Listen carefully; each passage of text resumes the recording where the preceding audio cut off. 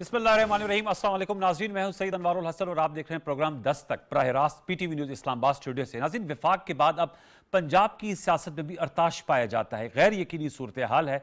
कायदे ऐवान का इंतखाब होना था 3 अप्रैल को, लेकिन वहां फिर बदनज़मी, लड़ाई झगड़े, हाथापाई के बायस इसे 6 अप्रैल तक मुलतवी किया गया। फिर कल 5 अप्रैल को ये बात सामने आई कि अब ये इजलास 6 अप्रैल के बजाय 16 अप्रैल के होगा। फिर रात गए डिप्टी स्पीकर दोस्त मोहम्मद मजारी साहब का हुक्मनामा सामने आया और ये बात सामने आई कि अब ये 16 के बजाय 6 अप्रैल को यानी आज शाम 7:30 बजे होना था।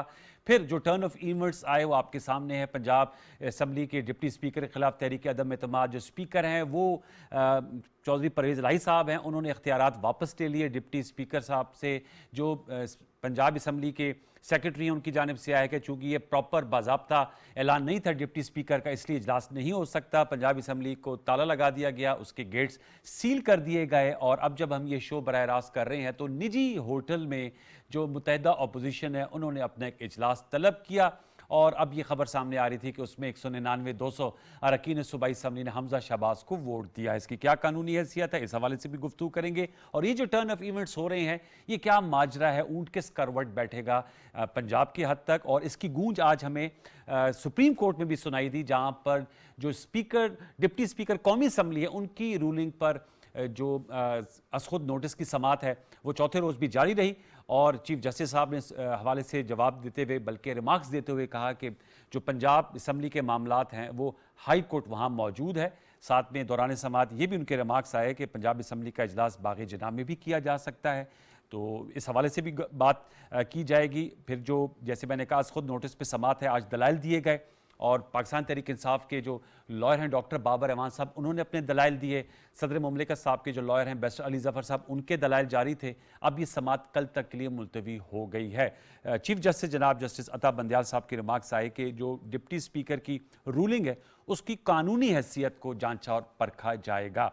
साथ में निगरान हुकूमत, निगरान वज़ीर आज़म के क़याम का मामला है, इस सिलसिले में भी पेशरफ्त हुई और स्पीकर कौमी असम्बली चूँकि वो तो रहते हैं, अगर असम्बली डिज़ोल्व भी हो जाए, असद कैसर साहब ने लेटर लिखा है साबिक कायदे हिज़्ब इख्तिलाफ शहबाज शरीफ साहब को और प्राइम मिनिस्टर इमरान खान साहब को, और उनसे नाम मांगे गए हैं पार्लिमानी कमेटी के लिए कि वो 4 नाम दें, ताकि जो आइन में तरीक़ेकार वज़ा है उसके मुताबिक निगरान वज़ीर आज़म का नाम पर इत्तेफाक का इजहार कर लिया जाए। इसी पर्सपेक्टिव से हम गुफ्तगू करेंगे। उसके लिए हमारे साथ इस वक्त हमें ज्वाइन कर रहे हैं हबीब अकरम साहब, सीनियर एनालिस्ट हैं, जर्नलिस्ट हैं स्काइप पर, और उनका हम वेलकम करते हैं। सेनेटर एजाज चौधरी साहब पाकिस्तान तहरीक इंसाफ के मरकजी रहनुमा, उन्होंने हमें लाहौर से ज्वाइन किया, उनको वेलकम करते हैं। और हम वेट कर रहे हैं खुर्रम दस्तगीर साहब का, एज़ पर इस कमिटमेंट उन्होंने हमें लाइव शो में ज्वाइन करना है। अगर वो नहीं बावजूद आए तो फिर हम अपोजिशन का नुक्ता नज़र लेंगे टेलीफोन लाइन पर। मैं आपकी इजाज़त से एजाज चौधरी साहब, हबीब अकरम साहब, सर बताइएगा, विफाक में तो ये बात सामने आ रही है कि एक साजिश थी, गहरी साजिश थी, जिसकी वजह से आर्टिकल 5 के बायस डिप्टी स्पीकर ने रूलिंग दी और जो तहरीक अदम एतमाद की करारदाद को मुस्तरद कर दिया। उसके बाद टर्न ऑफ इवेंट्स आपके सामने है। पंजाब में क्या माजरा है और ये क्या इस गैर यकीनी हिजानी कैफियत की क्या वजह आपको समझ में आ रही है हबीब अकरम साहब? देखिए अनवार साहब, जो पंजाब में हो रहा है वो दरअसल मरकज का रिफ्लेक्शन है। चूंकि मरकज में पाकिस्तान तहरीक इंसाफ की हुकूमत थ्रेट में आई और फिर अब असम्बली टूट चुकी है, तो उसके बाद जो कुछ हो रहा है पंजाब में, दरअसल ये उसी की अक्कासी करता है। चूंकि इमरान खान जो इस पूरी पॉलिटिकल डिस्पेंसेशन का लिंचपिन है, वो इस वक्त अपनी जगह पर मौजूद नहीं है। और जब उनके खिलाफ उनकी मुखालिफ फोर्सेस ने इत्तेहाद कायम कर लिया, उन्हें तनहा कर दिया या बिलीगर कर दिया, तो उसके नतीजे में पंजाब में भी हमने देखा कि ऐसा ही हुआ। और पंजाब में इस वक्त सूरत हाल ये है कि पाकिस्तान तहरीक इंसाफ के जो टूटे हुए लोग हैं, या पाकिस्तान तहरीक इंसाफ के टिकट पर मुंतखब होने वाले जिन लोगों ने फ्लोर क्रॉसिंग की है, उन्हीं की बुनियाद पर हमजा शहबाज, जो पाकिस्तान मुस्लिम लीग नून से ताल्लुक़ रखते हैं, वो ये दावा कर रहे हैं कि उनके पास इतनी अक्सरियत है जिसे वो ऐवान में साबित भी कर सकते हैं, और वो अक्सरियत जो है वो वज़ारत आला की तौसीक करने के लिए काफ़ी है। तो बेसिकली जो पंजाब का क्राइसिस है ये मरकज से ही जुड़ा हुआ है और ये एमिनेट भी मरकज से ही हो रहा है। ऐसा नहीं है कि पंजाब से ये शुरू हुआ है और मरकज में कल्मिनेट हुआ है। मैं एजाज चौधरी साहब सर आपसे जानना चाहूँगा, यहाँ पर तो तहरीक अदम एतमाद मुस्तरद कर दी रूलिंग के तहत, आर्टिकल 5 के तहत। आप सब जुडिस है, सुप्रीम कोर्ट उसका फैसला करेगा। आपसे मैं पंजाब के हवाले से जानना चाहूँगा, आप समझते हैं कि इस तरह की गैर यकीनी सूरत हाल से जो सियासी असरात तो अपनी जगह और बहुत से मुबसरीन और तजिया नगारा कह रहे हैं कि इससे थ्रेट हो सकता है डेमोक्रेटिक सिस्टम को, लेकिन इसके मुआशी बहुत ज़्यादा मनफी असरात भी मुरतब हो रहे हैं। आप क्या कहेंगे इस हवाले से? स्पीकर और डिप्टी स्पीकर जो आपकी जमात से, ज़ाहिर बात है, दोस्त मोहम्मद मज़ारी साहब, अब वो जो है वो उनके खिलाफ आप लोगों के अरकान सूबाई असम्बली जो है अदम एतमाद ले आए हैं। स्पीकर जो पंजाब असम्बली है चौधरी परवेज़ इलाही साहब, वो स्पीकर भी हैं और कायदे अमान भी बनना चाह रहे हैं, चूंकि आप लोगों के इत्तेहाद ने उनको नॉमिनेट कर दिया है। तो सर, ये टग ऑफ वॉर में आप समझते नहीं कि सिस्टम को बड़े जेन्युइन थ्रेट्स लाहक है? एजाज चौधरी साहब। जी बहुत शुक्रिया अनवारुल हसन साहब। ये बिलाशुबा मैं आपकी बात से इत्तफ़ाक़ करता हूँ कि जमहूरी निज़ाम डिसरप्ट हो गया है, और मैं कल शाम तक दोस्त मज़ारी साहब हमारे साथ ही थे, उनके सामने ये फ़ैसला हुआ कि 6 की बजाय 16 तारीख को इजलास होगा जी, और वहाँ से खैर खैरियत से चले गए। और उसके बाद जाके उन्होंने कोई सादा कागज़ के ऊपर, ना कोई गवर्नमेंट ऑफ पंजाब का वो कागज़ है, ना डिप्टी स्पीकर का या स्पीकर के ऑफिस से निकला हुआ कागज़ है, उन्होंने एक इजलास तलब कर लिया। यानी मुझे हैरत है कि ये इतनी जल्दी, वो जो इन्वर्टेड कॉमास में ज़मीर जागना है, जी, ये क्या कैफियत? ये सारे आपकी पार्टी के लोगों के ज़मीर जाग रहे हैं सर। जी, ये सब आपकी पार्टी के लोगों के ज़मीर जाग रहे हैं इसी वक्त। यही तो मैं सवाल कर रहा हूँ ना जी। अच्छा। This is a question. अच्छा। वो अहमद फराज साहब का एक बड़ा मशहूर शेर तो आप ही जवाब कि देंगे ना यूं ही इसके। मौसम की आदात देख के याद आया है, किस कदर जल्द बदल जाते हैं इंसान जाने। शाम को हमारे साथ बैठे हुए थे, अच्छा। वो जाके ऐलान कर दिया। अब ऐसा होगा कि लोग वलीमे में या ज़ियाफत में MPA साहबान को तलब किया करेंगे, दावत दिया करेंगे, और उसके बाद वो वज़ीर आला बन जाया करेंगे। देखें, जहाँ तक इसकी कानूनी और आइनी हैसियत का ताल्लुक है, सिरे से नहीं है। और जो स्ट्रेंथ है, मुझे अच्छी तरह याद पड़ता है, परवेज़ इलाही साहब ने, वज़ीर आला ने तो 183 वोट लिए थे, परवेज़ इलाही साहब ने 204 वोट लिए थे। ठीक। तो इसलिए ये यानी सारी चीज़ें हैं, और मैं बिल्कुल आपकी इब्तदाई बात से इत्तफाक करता हूँ कि बिल्कुल एक टर्मोइल है। मैं सर आपकी इजाजत से मैं चाहूंगा सेनेटर डॉक्टर मुसद्दिक मलिक साहब भी हमारे साथ मौजूद है। एजाज चौधरी साहब, आपकी इजाजत से आपके कुली जी आप बात मुकम्मल कर लीजिए। आप कह रहे कल फैसला मुतवक्के है, इसकी चुनीत तो ये आ रही है। फैसला मुतवक्के है या परसों फैसला मुतवक्के है, मुल्क अपनी लाइन पे वापस आ जाएगा। अल्लाह करे जी, अल्लाह करे, हम इसी के दुआ गो हैं। मुसद्दिक मलिक साहब, अस्सलाम वालेकुम सर, आप गुफ्तगू सुन रहे हैं। सेनेटर एजाज चौधरी साहब हमारे साथ, हबीब अकरम साहब है। सर, अभी निजी होटल में जो इजलास हुआ उसमें 199-200, मैं पंजाब के हवाले से पहले बात करना चाह रहा था, आप लोगों ने स्ट्रेंथ शो की है। मुसद्दिक साहब, इसकी सर ये सिंबॉलिक इजलास है, सिर्फ ये शो करना है कि आप लोगों के पास नंबर्स पूरे हैं? ज़ाहिर बात है इसकी कानूनी हैसियत तो उस तरह नहीं होगी जो असम्बली के अंदर होती है, ऐवान के अंदर जो है वो कायदे ऐवान मुंतखब किया जाता है। आप लोग सिर्फ अपनी अददी अक्सरियत को शो करें, जैसे आप लोगों ने कौमी असम्बली में जब करारदाद को मुस्तरद कर दिया गया आर्टिकल 5 के तहत, उसके बाद भी आप लोगों ने एक सिंबॉलिक इजलास किया था याद सादिक साहब ने, और उसमें आप लोगों ने 197 के करीब MNAs की अपनी स्ट्रेंथ शो की थी। इसका एक मकसदियत है, यही हदफ है? मुसद्दिक मलिक साहब। देखिए, सबसे पहले तो मैं पूरी बात नहीं सुन सका। एजाज चौधरी साहब मेरे भाई हैं, मैं इनकी ओपिनियन की बड़ी इज्जत करता हूँ, लेकिन एक और भी तरीका है, मैं गुजारिश आपके सामने पेश करूंगा, और वो तरीका ये है कि आप हाउस के अंदर जाएं और जो आपको अपोज कर रहा है उसका वोट कैंसिल कर दें। सिर्फ ये तरीका नहीं कि सिर्फ आप किसी निजी होटल के अंदर करें मजलिस, उससे बेहतर तरीका है कि आप मजलिस वहीं करें जिसको पार्लिमान कहते हैं। मगर 197 अगर लोग आपके खिलाफ हों तो वहां पे खड़े होकर बोलें कि ये सब जो इलेक्टेड मेंबर्स हैं ये गद्दार हैं, ये मुहिब्बे वतन नहीं है, इनका वोट काउंट नहीं करता। और इस वजह से वोट सिर्फ वो काउंट करता है जो इमरान खान का वोट हो। जिस तरह एक जमाने में वो हमारे डिक्टेटर थे ज़ियाउल हक साहब, उन्होंने एक रेफरेंडम करवाया था जिसमें उन्होंने कहा था कि या आप मुझे वोट दें या काफिर हैं। तो बेहतर तरीका वो है एजाज चौधरी साहब कि आप ये बोलें कि कोई इमरान खान को वोट दे, वरना गद्दार है, ट्रेचरस है, उसके ऊपर ट्रीजन का मुकदमा होना चाहिए।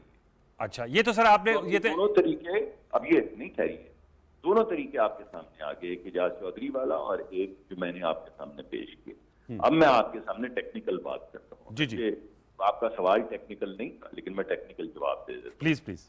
टेक्निकली जी, इजलास असेंबली के बाहर बुलाया जा सकता है। अच्छा। उसके लवाजमात मुकर्रर करने, अगर आपको मेरी बात का यकीन नहीं है तो आप किसी आईनी लॉयर को ऑनलाइन लें while I am on the line. अच्छा। ताकि मेरी मौजूदगी में बात।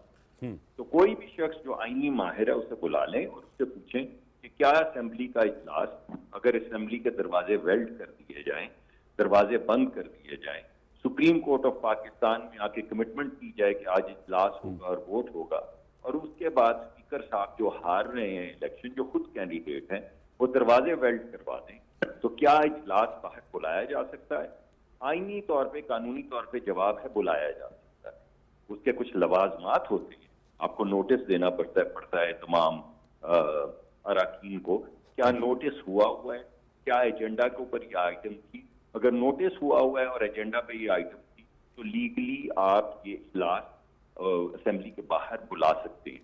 क्या पंजाब असेंबली में ये तमाम लवाजमात पूरे हुए हैं, ये मुझे मालूम नहीं है, लेकिन आपने एक आईनी और कानूनी सवाल पूछा, मैंने उसका जवाब दे दिया। मैं जरा इसका, हबीब अकरम साहब मौजूद हैं, इनसे भी राय ले लेते हैं। हबीब साहब, आप क्या कहेंगे? डॉक्टर मुसद्दिक साहब ने कहा है कि टेक्निकली स्पीकिंग इजलास जो है वो हो सकता है और उसके लिए जो लवाजमात हैं वो पूरे होने हैं। ज़ाहिर बात है इसका इल्म उन्हें नहीं है। हम कोशिश करते हैं दौरान गुफ्तगू हम कॉन्स्टिट्यूशनल लॉयर से भी इस हवाले से उनकी राय ले लें। मैं आपसे जानना चाहूँगा आप इस हवाले से क्या कहेंगे? और जो ज़ाहिर बात है अब तो ये भी बात आ रही है और प्राइम मिनिस्टर साहब ने तो आज भी ट्वीट की है, और ये मुहब्बे वतन और गद्दार की एक डिबेट जो है वो भी छिड़ी हुई है। इस पर्सपेक्टिव से आपका क्या एनालिसिस है हबीब अकरम साहब? देखिए, जहां तक मुसद्दिक मलिक साहब की ये बात है कि इजलास असम्बली की इमारत के अलावा भी कहीं मुनक्किद किया जा सकता है, तो बिल्कुल किया जा सकता है। उसकी वजह यह है कि स्पीकर ने, यानी मौजूदा स्पीकर जो है चौधरी परवेज इलाही ने, जब कोरोना आया था तो कोरोना के दिनों में इसी होटल में इजलास मुनक्किद किया था, जिस होटल में आज इजलास मुनक्किद हुआ। उसके लिए बिल्डिंग जरूरी नहीं है, उसके लिए अराकीन और स्पीकर की जरूरत है, और स्पीकर के एक नोटिफिकेशन की जरूरत है। इस पर्टिकुलर केस में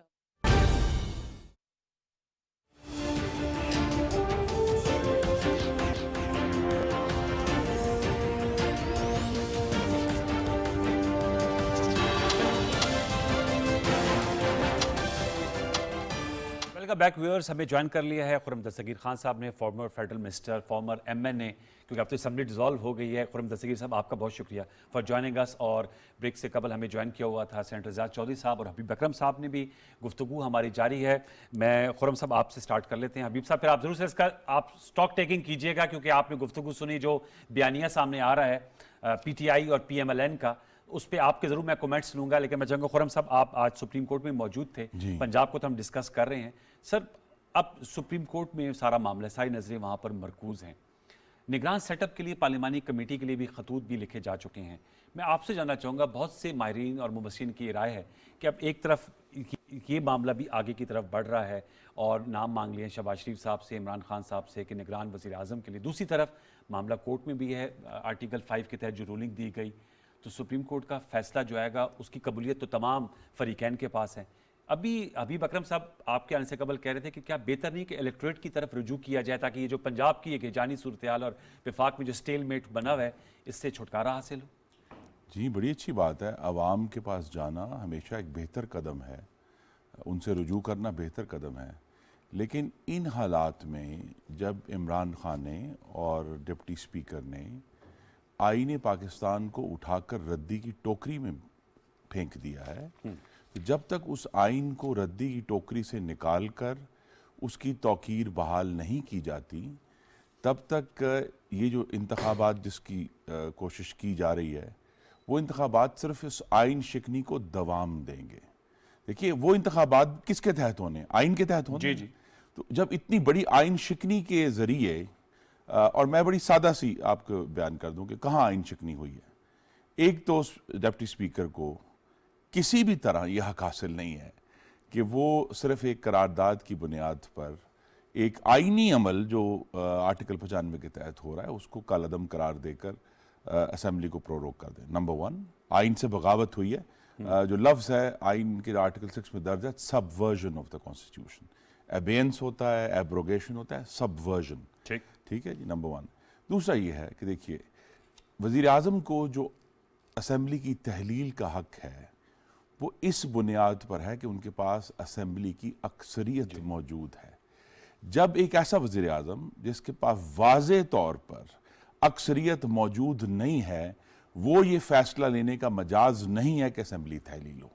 तो हमारी ये कोशिश होगी, और जो हम इस्तदा भी कर रहे हैं अदालत से, कि ये जो आइन शिकनी हुई है इसको दुरुस्त करें, ये सारा मामला रिवर्स करें, क्योंकि नतीजा जो हालात इमरान खान साहब की आइन शिकनी ने यहां तक पहुंचा दिया है, हमें बिलाखिर इंतखाबात कराने, क्योंकि ये जिस तरह की रस्सागिरी हम पंजाब में देख रहे हैं कि पंजाब असेंबली जो कि गालिबन दुनिया के 125 ममालिक से ज़्यादा बड़ा सूबा है पंजाब, उसकी मुंतखब असेंबली है, उसके दरवाजे आप वेल्ड कर दें, आप उसके ऊपर रेजर वायर लगा दें, आप मेंबरान को जाने ना दें, तो इस तरह की ये धौंस और रस्सागिरी से मामला हल नहीं होगा और मामलात मजीद बिगड़ेंगे। लेकिन जो बुनियाद में आइन शिकनी है उसको दुरुस्त किया जाए। हमें बहुत सारी मिसालें दी जा रही है कि जी देखें उस साल में ये आइन चिकनी हुई, उस साल में ये आइन चिकनी हुई। वो कहते हैं आप लोगों ने जो इनके हाँ, अरकान मुनर्रिफ किए वो भी आइन चिकनी है। नहीं, इजाज साहब कह रहे थे। नहीं, देखिए वो तो खैर हम लंबी बहस कर, अगर आप उसका जवाब मैं पहले इसका जवाब दे लेता हूं जो आपने लेकिन कहा कि- इशू सारा यही है कि जब तक इस आइन शिकनी को दुरुस्त नहीं किया जाता, पाकिस्तान में ये गद्दारी की फैक्ट्री लगी रहेगी। हमें इसको दुरुस्त करना है, क्योंकि एक बात उसके बाद आप जरूर सेनेटर साहब से पूछें। देखिए, अगर कल एक स्पीकर के एक तहरीक पेश करता है वजीर, और स्पीकर कहता है कि जी मेरी नज़र में सुप्रीम कोर्ट के 17 में से 12 जज जो हैं वो रियासत के वफादार नहीं हैं, लिहाजा मैं उनकी अपॉइंटमेंट्स को कालअदम करार देता हूँ, फिर हम कहाँ जाएंगे, फिर हम किधर जाएंगे, हमारे पास कोई रास्ता नहीं है। तो ये कह देना कि स्पीकर की कोई भी रूलिंग जो है उसको हाथ नहीं लगाया जा सकता। अगर आप आर्टिकल 69 पढ़ें तो स्पीकर की रूलिंग का तकद्दुस सिर्फ इर्रेगुलरिटी ऑफ प्रोसीजर के ऊपर है। जहां स्पीकर ने आइन की चादर को छेड़ा है और अपने इख्तियारात से तजावुज किया है और आइन शिकनी की है, उसको यह तहफ़्फ़ुज़ हासिल नहीं है। हबीब अकरम सरसद बताइएगा, मुसद्दिक मलिक साहब की भी यही नुक्ता था और जिसको रिएट्रिएट किया खुर्रम दस्तगीर साहब ने कि पहले जो आइन शिकनी हुई है इनके मुताबिक उसको ठीक किया जाए और जाना तो अल्टीमेट तो इलेक्शंस की तरफ ही जाना है। ये तो वैसे PMLN हमेशा से कह भी रही थी और एक राय भी थी पीपल्स पार्टी के टेन्योर पूरा हो इनका, वो तो बारकर अब बहस जो है वो इरेलीवेंट हो गई है। लेकिन नुक्ता यही है कि पहले वो जो आर्टिकल 5 के तहत रूलिंग दी गई है उसको ठीक किया जाए, कोर्स करेक्शन की जाए, फिर हम इलेक्शन की तरफ आगे बढ़ें। अनवार साहब, एजाज चौधरी साहब हों या खुर्रम दस्तगीर साहब हों, ये पाकिस्तान के अकाबरीन में शामिल होते हैं और मुझ पे और हम सब पे इनके, चूंकि ये नुमाइंदे हैं आवाम के, तो इस पर हमारा फ़र्ज है। लेकिन मैं आपको एक साथ अर्ज करूं कि इब्न खुल्दून ने सियासतदानों के बारे में एक बड़ी दिलचस्प बात कही थी।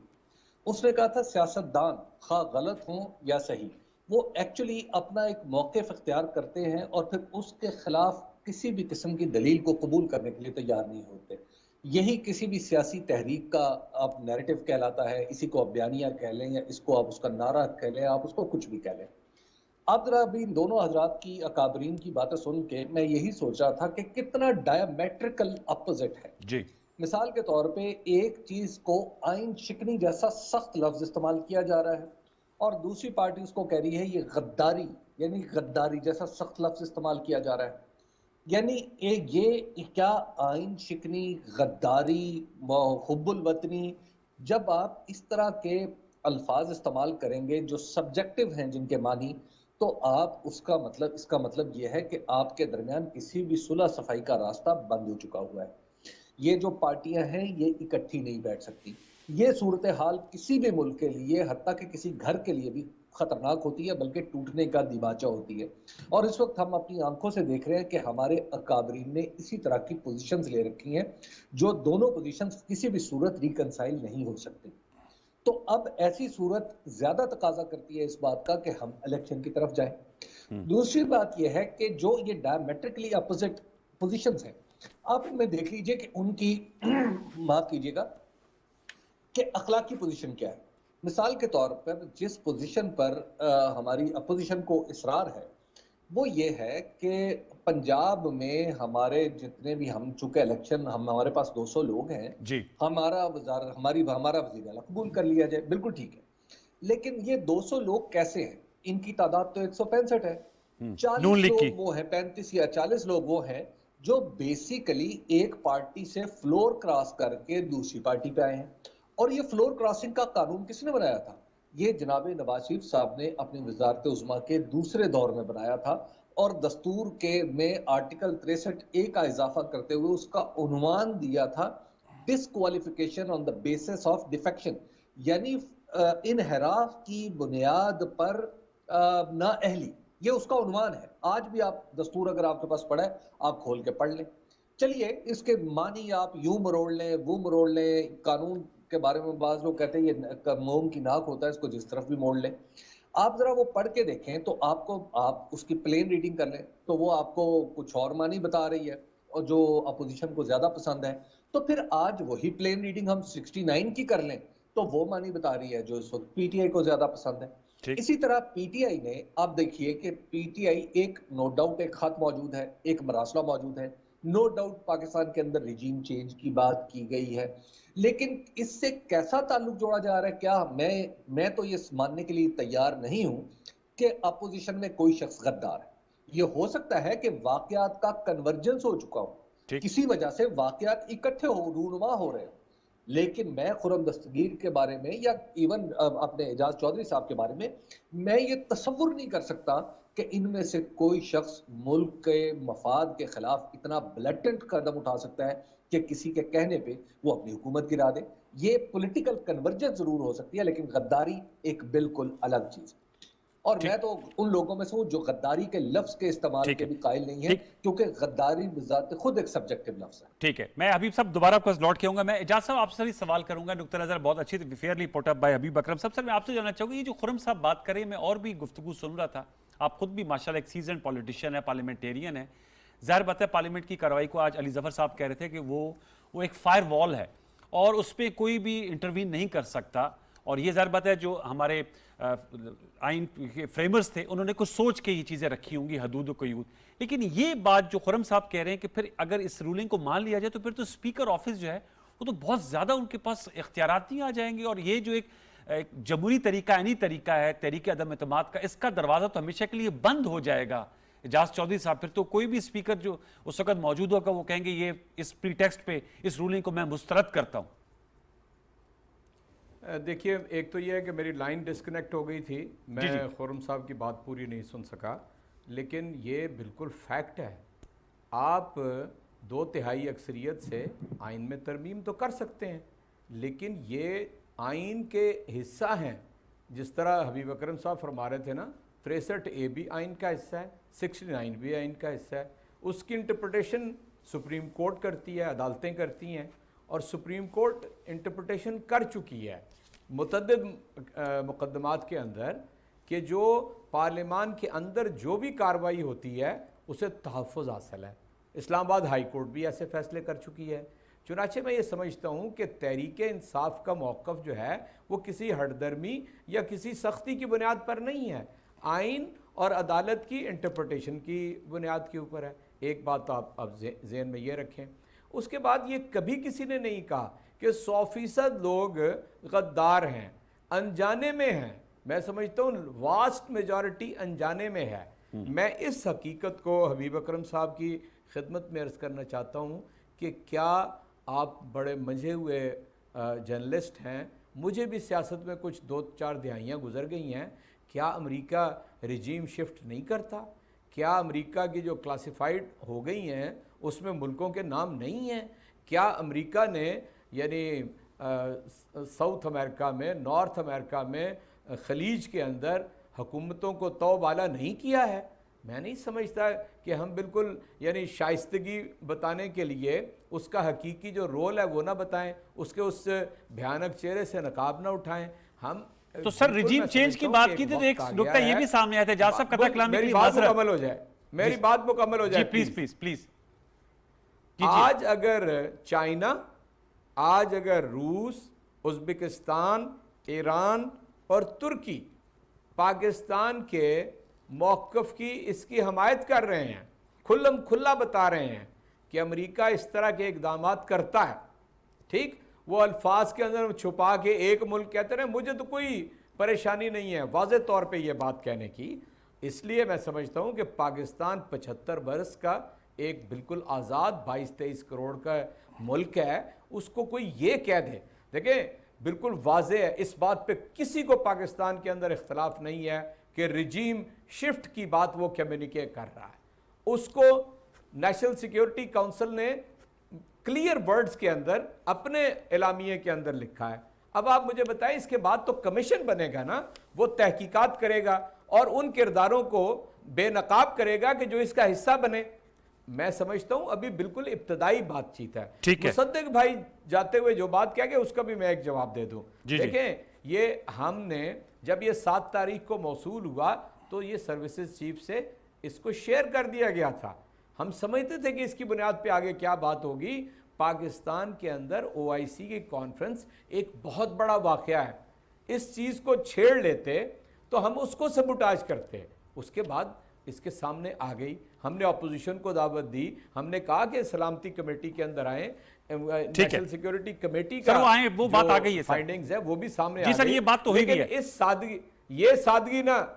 सादगी ना इख्तियार की जाए कि पाकिस्तान की रिजीम शिफ्ट के बारे में कोई बात ही नहीं हुई। अच्छा। और इमरान खान के बारे में बात ही नहीं हुई कि अगर वो रहा तो पाकिस्तान के लिए मुश्किलात हैं, अगर चेंज हो जाएगा तो आपके लिए आसानियां होंगी। Point taken sir. खुर्रम साहब, आपने पूरा नैरेटिव बयानिया इजाज चौधरी साहब ने कहा। मैं बहुत इख्तिसार। नंबर 1, शायद भूल गए हैं, 2012 में पाकिस्तान तहरीक इंसाफ और पाकिस्तान PMLN इकट्ठे सुप्रीम कोर्ट गए थे स्पीकर फहमीदा मिर्ज़ा की रूलिंग के खिलाफ, जो यूसुफ रज़ा गिलानी केस में उन्होंने दी थी, और कोर्ट ने फायरवॉल ब्रीच की थी। कोर्ट ने कहा नहीं, ये रूलिंग ठीक नहीं है। उससे पहले 1999 में आसिफ जरदारी के केस में कोर्ट ने चेयरमैन सेनेट की रूलिंग को मुस्तरद किया था कि ये ठीक नहीं है, ये आइन के मुताबिक नहीं है। उससे पहले बड़ा मशहूर केस है 1996 नाम मदद अली का केस, जिसमें स्पीकर सिंध असेंबली की रूलिंग को सुप्रीम कोर्ट ने मुस्तरद किया। तो प्रेसिडेंट्स हैं, बड़े बड़े वाज़ेह प्रेसिडेंट थे। यहाँ इशू मैं फिर कहता हूँ, इर्रेगुलरिटी ऑफ प्रोसीजर नहीं है, कवायदो ज़वाबत की बेज़ाब्दगी का मामला नहीं है। कवायदो बेज़ाब्दगी क्या है कि मतलब मैंने एक करारदाद जमा कराई बतौर रुकन, मुझे मौका नहीं मिला, स्पीकर ने उसको एक्सेप्ट नहीं किया, तो मैं कोर्ट में चला जाऊं कि जनाब स्पीकर मेरी करारदाद क्यों नहीं एक्सेप्ट करे। इर्रेगुलरिटी ऑफ प्रोसीजर। लेकिन स्पीकर को यह हक हासिल नहीं है कि वो आइन शिकनी करते हुए आइन की एक और शिक इस्तेमाल करके जो इंतहाई मुबम है और वेग तरीके से लिखी गई है, उसको इस्तेमाल करते हुए एक ऐसी शिक जो ऑलरेडी इन फोर्स है और जिसके पीछे ऐवान की अक्सरियत खड़ी है, उसको इस्तेमाल करते हुए स्पीकर कहे जी मैं तो इनको नहीं मानता और मैं फारिग कर। पहली बात है। दूसरा इशू ये देखिए, रजीम चेंज की जो अमेरिका की बात कर रहे हैं, रजीम चेंज की अमेरिका के मामले में मैं बड़ी सराहत से आपके नाजरीन को भी और मोहतरम सेनेटर साहब को भी, अभी तक शवाहिद या सबूत का एक टुकड़ा भी इमरान खान पेश नहीं कर सके। नेशनल सिक्योरिटी काउंसिल की आपने इलामिया पढ़ा है? मिनट्स की बात आपने इलामिया पढ़ा है? जी जी। इलामिया में क्या लिखा है? इलामिया में कहा है जी इंटरफेरेंस हुई है, और इलामिया में कहीं भी किसी साजिश का, रजीम चेंज का जिक्र नहीं है। कहीं भी इलामिया में साजिश का, रजीम चेंज का जिक्र नहीं है। दूसरी बात, ये मामला इतना यानी भारी नहीं था कि नेशनल सिक्योरिटी कमेटी ये भी कहती कि इसकी तफ्तीश करवाएं। नेशनल सिक्योरिटी कमेटी ने क्या कहा है उस दिन, हदायत क्या दी है कि जो सफारत का दाल दलिया है कि जी एक तंबीही सफारती मरासला, जिसको डेमार्श फ्रांसीसी जबान का लफ्ज है, डेमार्श कर दें, वो खत लिख दें। वो खत लिख दिए गए हैं।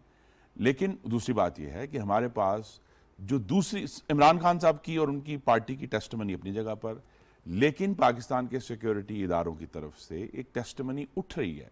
मोस्ट रिसेंटली कल रॉयटर्स को उन्होंने कोट किया है कि उन्होंने कहा है कि ऐसी कोई एविडेंस नहीं है कि रजीम चेंज की। देखिए इमरान खान साहब क्या कर रहे हैं, वो अपनी हुकूमत को बचाने के लिए या अपने सियासी मुस्तकबिल को बचाने के लिए एक सफारती गुफ्तगू को पाकिस्तान की तमाम मुत्तहिदा अपोजिशन जो 70% वोटों के हामिल थे 2018 के वोट में, उनकी तहरीक अदम एतमाद के साथ जोड़ रहे हैं।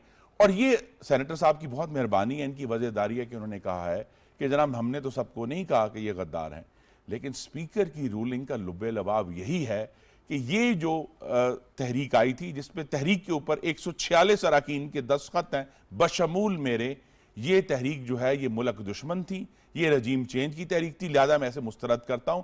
हालांकि स्पीकर साहब के पास भी उसकी कोई एविडेंस, कोई इन्वेस्टिगेशन, कोई अदालत का हुक्म मौजूद नहीं था। इसलिए हम ये कहते हैं कि इस तरीके से स्पीकर को जो हमने फाशिस्ट ताकत का इस्तेमाल है वो नहीं करना चाहिए था। उन्होंने उस दिन आइन को रद्दी की टोकरी में डाला है और उसके फौरन ही जिस तरह इमरान खान साहब ने असेंबली का तहलील की है, वो मजीद उस टोकरी को उन्होंने जो है ना वो ठुड्डे लगाए हैं। ये मत करें। देखें, एक बात जो की हबीब अकरम साहब ने बड़ी अच्छी बात की, उन्होंने कहा कि सुलह सफाई का एक तरीका होना चाहिए। सुलह सफाई की हमारे पास एक बुनियाद मौजूद है जिसे आईन पाकिस्तान कहते हैं, जो इस वक्त रद्दी में पड़ा है। उसको रद्दी से बाहर निकालें, तहरीक अदम एतमाद पर जो उस तरह आइन कहता है उस तरह वोट होने दें। जब वोट हो जाएगा उसके नतीजे में जो भी मामलात होंगे, क्योंकि इन दी एंड पाकिस्तान के 22 करोड़ लोगों को जिस दस्तावेज ने, जिस इमरानी मुआहदे ने जोड़ा हुआ है वो 1973 का आइन है। अगर ठीक है, मैं फिर कहता हूं माजी में बहुत दफा उसको तोड़ा गया, उसमें खराबी भी, लेकिन वो कतल क्लेम बाज़ उनका आर्टिकल 63A जो आप लोगों के दौरे हुकूमत में आया उसकी भी आप लोगों ने फर्जी तो की। देखिए 35 से 40 लोग जो एजाज चौधरी साहब की जमात के हैं वो आज निजी होटल में मौजूद थे जिन्होंने एक अलामती वोट दे दिया हमजा शहबाज साहब को। हमने उसको बुरा जाना आइन में और हमने उसके लिए 63A बाकायदा शिक डाली की, जो पीनल क्लॉज है उसके अंदर सजा दी गई है कि अगर आप ऐसा करेंगे तो एक प्रोसीजर है कि जी पार्लियामेंट्री हेड जो है वो स्पीकर को लिखेगा, स्पीकर इलेक्शन कमीशन को लिखेगा। लेकिन यहां जो बात आपको कोई नहीं बताएगा, इलेक्शन कमीशन के पास इख्तियार है उसको एक्सेप्ट करे या उसको रिजेक्ट कर दे। और फिर इलेक्शन कमीशन का जो फैसला है वो सुप्रीम कोर्ट में अपील ले जाने का हक है। तो लिहाजा ये कह देना कि जनाब वो भी तो आइन शिकनी है, वो आइन शिकनी नहीं है, वो एक नापसंदीदा अमल है जिसकी सजा यहां सब वर्जन ऑफ द कॉन्स्टिट्यूशन है। मैं फिर कहता हूं ये कोई आम मामला नहीं है कि एक मुंतखब ऐवान पाकिस्तान की कौमी असेंबली उसमें अदम एतमाद का वोट हो रहा है और स्पीकर जो है वो बैक जंबश कलम जो है खुद ही जज ज्यूरी बनकर, खुद ही इन्वेस्टिगेटर बनकर हमारी पूरी तहरीक को उठाकर बाहर फेंक दे। ये पाकिस्तान के अवाम की तौहीन है, आइन की सबवर्जन है। इसीलिए ये इतना संजीदा मामला है कि ये कह देना कि जी आइन ही टूटा है ना, क्या हो गया, कत्ल तो नहीं हुआ ना। आइन का कत्ल पाकिस्तान के अवाम के मुस्तकबिल का कत्ल है। आज जब 75 साल होने लगे हैं, हम इन जो मामला जो केओस हम लाहौर में देख रहे हैं और इस्लामाबाद में देख रहे हैं, इसका सिर्फ एक ही हल है। मैं हमारी अदालत आलिया से तवक्को है, इस्तदा है कि अज़राए करम इस आइन पर अमल दरामद को यकीनी बनाएं, नजरिया जुरत को दफन करें और नजरिया जमहूरियत पर अमल करें। लास्ट वर्ड हबीब अकरम साहब। सर लुबे लुबाब यही है गुफ्तगू का, आपने देख लिया, अपने अपने मौक़िफ़ पे जो है वो ज़ाहिर बात है उससे जुड़े हुए हैं खुर्रम साहब भी और एजाज चौधरी साहब भी। तो इसका मतलब है कि अब सारा जो दारो मदार है वो सुप्रीम कोर्ट के फैसले पर ही है। आपकी भी यही राय है और आप क्या समझते हैं? फैसला जो है वो ज़ाहिर बात है ये कह रहे हैं कि जी इस्तिदा इन लोगों की है, हाथ में PTI की इस्तिदा ये है कि वो फायर वॉल है उसको ब्रीच नहीं किया जा सकता, लेकिन खुर्रम साहब ने माजी की एग्जाम्पल्स दी हैं। हबीब साहब। अनवार साहब, ये निहायत बदकिस्मती की बात है कि हम पार्लियामेंट के मसले को अदालत में ले गए हैं। मेरी राय उन लोगों के साथ है, या मैं इस राय का हामिल हूं जो ये समझते हैं कि अगर पार्लियामेंट के अंदर किसी मसले की पॉलिटिकल रेमेडी मौजूद है तो फिर उसको अदालत में नहीं जाना चाहिए। मिसाल के तौर पे अगर इस मसले की जो इस वक्त मसला दरपेश है, इसकी एक पॉलिटिकल रेमेडी है कि हम इलेक्शन में चले जाएं, इलेक्शन में जो पार्टी भी आए, जैसे खुर्रम दस्तगीर साहब की पार्टी आ सकती है, वो आके दस्तूर तब्दील करना चाहे दस्तूर तब्दील कर ले, आइन कानून बनाना चाहे कानून बना ले, या फिर इसी तरह उसूल ज़वाबित जो है वो तय करना चाहे असेंबली के, वो तय कर ले। जब आप पॉलिटिकल रेमेडी जिस चीज की अवेलेबल हो उसके लिए जब आप लीगल रेमेडी में जाते हैं तो हमेशा पेचीदगियां पैदा। मैं माजरत से हबीब अकरम साहब को देखिए हमारे पास पॉलिटिकल, अगर आप मुझे इजाजत दें, हमारे पास पॉलिटिकल रेमेडी थी।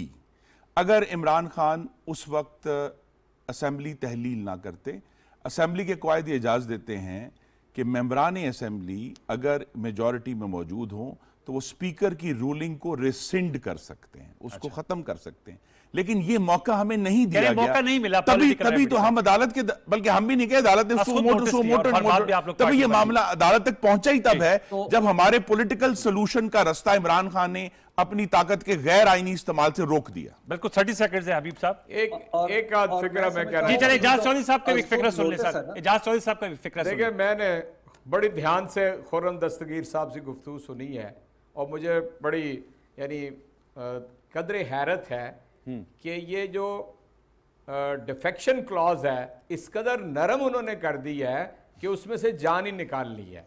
हालांकि यानी बिल्कुल वाजे है कि उसकी रुकनीत नाअहलियत तक उसको लेकर जाती है। खुद उन्होंने कहा है कि इसकी सज़ा मौजूद है और इस वक्त उसको बहुत नरम कर दिया गया है। ये जी खेल अगर पाकिस्तान में किसी वक्त नहीं रुकता वफादारियां तब्दील करने का, आज तो खुर्रम साहब इसे बड़ा नरम कह रहे हैं ना, कल को इनके लिए अजाब होगा। ये बात ठीक है। ये यहाँ पर कोई 20 से 50 लोग जो हैं उनकी गुंजाइश रहती है हर वक्त, ठीक, खुदा न खास्ता सुम्मा खुदा न खास्ता वो बिकते हैं। ये एक इशू है। किसको नहीं मालूम। मैं आपको अब देखिए ना, ये बात बिकने का ढकोसला रेज किया गया। वफादारी चेंज नहीं, नहीं, बात ये है कि यहाँ पे सवाल हुआ। बिकने की कोई एविडेंस अभी तक हमारे सामने नहीं है। अगर मैं कोई कहता एविडेंस हूं है आप- तो 2018 के दस्तगीर सेनेट की साहब, इंतखाबात में आप पीटीआई के मेंबर्स वाले- को उसकी वीडियो शाहजहां मौजूद है वाले कि इधर टेबल पे इस तरह थे। नोटों का ढेर लगा हुआ है, वो बांट रहे हैं। गिलानी साहब के बरखुरदार भी तो थे ना, उनकी वीडियो तो आई हुई थी। और इसी तरह मरी के अंदर हुआ, इसी तरह स्वात के अंदर हुआ। ठीक, यानी अब मुझे तो हैरत है, यानी अगर आप पाकिस्तान की सियासी तारीख से वाकिफ नहीं है तो कौन आपको बताएगा चले। कि ये चंद लोग हैं अपने मफादात की खातिर। ठीक है जो सर, हमारे लोग मैं इजाज़त साहब ये बहस अपने चलेगी मफादात इंशाल्लाह। की ये खातिर सब आपने कौमी असेंबली में आइन शिकनी कर दी है खुर्रम इतनी दस्तगीर बड़ी। साहब आपका बहुत शुक्रिया, सर रज़ा चौधरी साहब, हबीब साहब आपका बहुत शुक्रिया, और डॉक्टर मुसद्दिक मलिक साहब ने हमें ज्वाइन किया। व्यूअर्स, अब ये बहस चलेगी। अब तमाम जस्टिस गुफ्तगू का लुबे लुबा भी है कि सुप्रीम कोर्ट की कोर्ट में बॉल जो उनकी कोर्ट में है, जो फैसला सुप्रीम कोर्ट से आएगा तो फिर उससे मामला आगे बढ़ेंगे। जाहिर बात है चीफ जस्टिस साहब के रिमार्क सामने आ रहे हैं कि इस कानूनी नुक्ते को देखा जा रहा है कि जो डिप्टी स्पीकर कौमी असेंबली की रूलिंग है इसकी कानूनी हैसियत क्या है, और शुरू यही है कि कल फैसला आ जाए। जब फैसला आएगा उसके नताइज असरात पर हम गुफ्तगू करेंगे। कल तक के लिए सैयद अनवारुल हसन और प्रोग्राम दस्तक की प्रोडक्शन टीम को इजाज़त दीजिए। हो सकता है फैसला कल के बजाय परसों आए, कोई हतमियत नहीं है, लेकिन उस पर हमारा फोकस रहेगा। कल तक के लिए सैयद अनवारुल हसन और प्रोग्राम दस्तक की प्रोडक्शन टीम को इजाज़त दीजिए। अपना बहुत सा ख्याल रखिए। अल्लाह ने के बाद।